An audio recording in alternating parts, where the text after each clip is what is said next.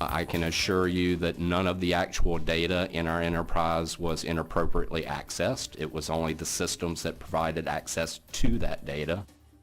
State technology officials give lawmakers an update on the ransomware attack that interrupted state services this week.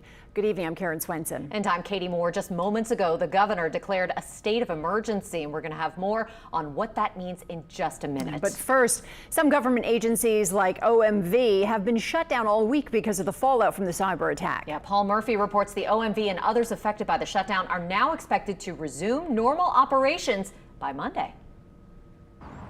The Office of Motor Vehicles in New Orleans and others across the state have been closed all week.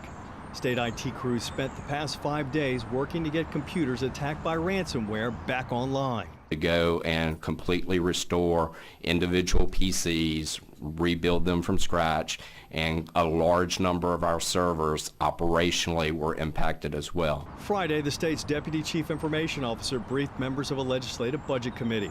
Neil Underwood said 10% of the state's 5,000 computer network servers that power operations across state government and 1,600 PCs were damaged by the cyber attack early Monday morning. Have pretty much, even if slightly impaired operations, full operations across every impacted agency by close of business on Monday, and that is. Underwood estimates the attackers had access to the state's computer system for a matter of hours.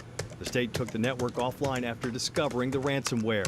State Senator Sharon Hewitt from Slidell said the impact could have been a lot worse. You know, there have been lots of cases where personal information was lost or released to other folks, and that didn't happen in this case. An investigation into the source of the cyber attack is now underway. State officials say, make no mistake about it, this was a sophisticated criminal act. This was not some malcontent teenager in their parents' basement somewhere.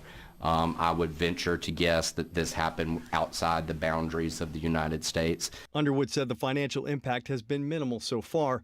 The state did not pay any ransom. Paul Murphy, Eyewitness News.